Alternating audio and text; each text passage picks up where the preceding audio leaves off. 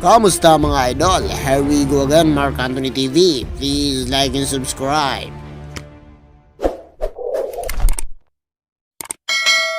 Team Bisaya, inip na sa pag-aantay sa The Battle of YouTuber boxing match kung saan naging emosyonal ito habang mini-mention niya ang mga taong nag-call out sa kanya at ito ay si Jonah at Coach JC. Pahayag niya, marami ang nasayang na oras, marami ang pagod at sakripisyo na dapat marami na akong ginawa ngunit naging limitado ito dahil sa pag-iinsayo ko. Ayokong matulad kay Mr. Schultz na matatalo lang dahil hindi nakapaganda. Dahil pabigla-bigla kayo ng desisyon, napaka-bias nyo talaga. Ito ang ilang matunog na mga sinambit ni Team Bisaya kung saan nais niya matuloy ang laban na ito dahil handang-handa na nga itong si Team Bisaya na matuloy ang laban ng dalawa.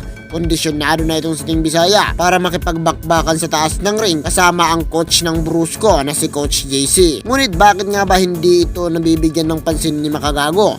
Hindi pa ni Makagago binibigyan ng schedule kung kailan nga ba maghaharap ang mga kalahok sa boxing at kung kailan nga ba ibabalik ni Makagago ang boxing match sa The Battle of YouTuber. Alam naman natin mga idol na lisensyado na itong si Makagago, professional license galing sa GAP. Ngunit ano naman kaya ang mga naging dahilan ni Makagago para hindi ipagpatuloy ang laban? Dahil kung mapapansin natin mga idol na nag-aabang na nga itong si Billy Jack Sanchez dahil aniya, si Russell ang itatapat ni Makagago kay Billy Jack. For this day, nakakapagod talaga kasi nanibago tayo after 2 weeks nung na-cancel yung laban ko between me and Buboy Villar. Imagine, na-cancel na naman. So hoping na hindi na maka-cancel itong laban ko. It's the third time that Makagago set up a fight with me against na kay Russell lang Brusco. Okay, sabi niya sa akin it will be on July 23 and kami ang magiging second match. The first match will be Awit Gamer versus King ng Brusco. Ngunit tila malabo pa dahil ilang araw lang din ay nagreklamo itong si Billy Jack kung bakit hindi tinuloy ni Makagago itong laban nila ni Russell. And he gave me another bad news again. Kasi close to postpone again yung fight ko this July 23. First of all, hinatid niya sa akin ang mensahe na ang first match sa July 23, Awit Gamer versus King ng Brusco was cancelled. It is because Awit Gamer backed out dun sa match. Ako naman, on the second match, I'm still waiting for the confirmation of Russell ng Brusco. So, tentatively, ang sabi rin ni Makagago was a man. It is more likely na si Melps De Leon ang makakalabang ko. Makagago was a man.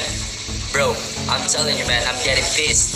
Kasi, tignan mo, it's been the third time that my match will be cancelled again. And imagine, paano mo pala papalabanin ang dati ko ng kalaban na na-postpone din dahil nagkaroon ng rason na nagkaroon daw siya ng sickness nung araw na maglalaban na kami. Paano mo, eto ayoko magmalaki, ayoko mag-brag, paano mo palalabanin ang taong umatras na? Sige nga, parang bias ka masyado. Parang si Russell, iniiwas mo talaga sa akin.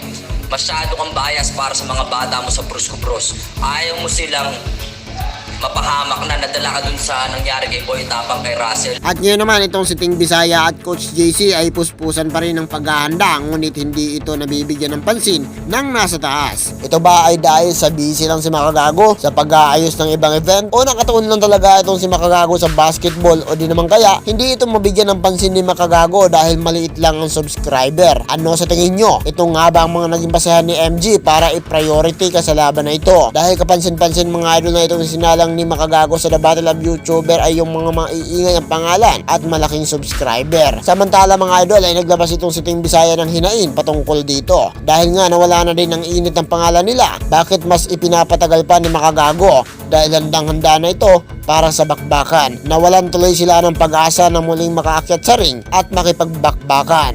Panoorin natin ang clip na ito.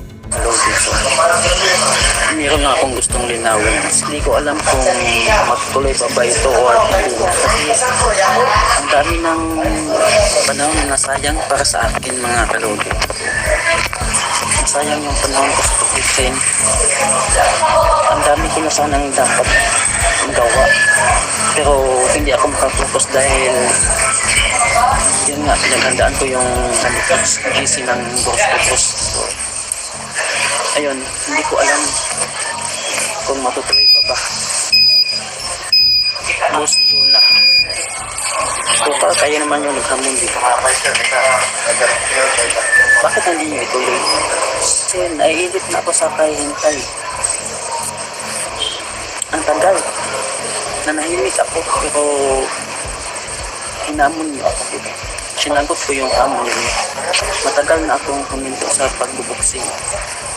Pero bumalik ako sa training dahil dito sa Battle of YouTuber.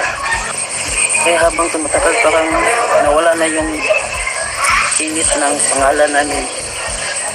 Nasayang yung pagod ko. Dami ko na sana maggawa, pero hindi ko magawa ng maayos dahil nahahapi yung oras ko sa pag-train. Hindi ako makapokus sa anong gusto kong gawin.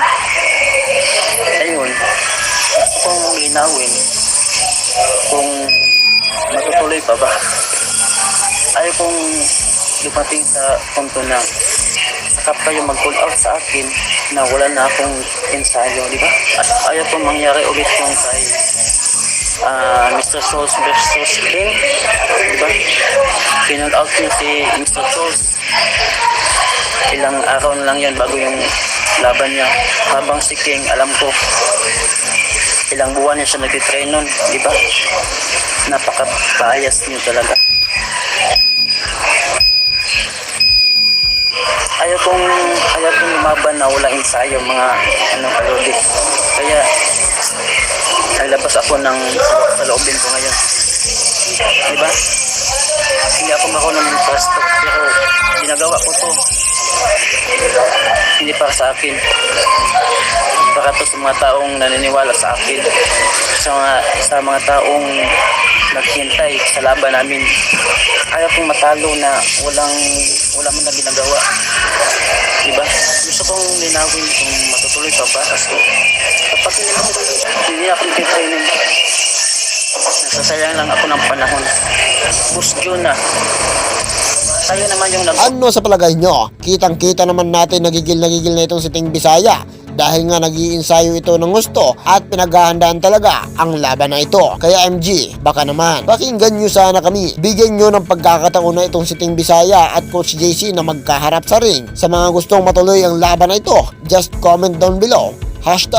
#Ting Bisaya versus Coach JC para mapansin ito ni Makagago. Hanggang dito na lang tayo mga idol, at kung nagustuhan mo ang video na ito, baka pwedeng makahingi ng like and subscribe. Pindutin nyo na rin ang notification bell para palagi kang updated sa mga usaping kagaya nito. At shoutout muna tayo sa mga walang sawang manonood ng Mark Anthony TV. Maraming salamat.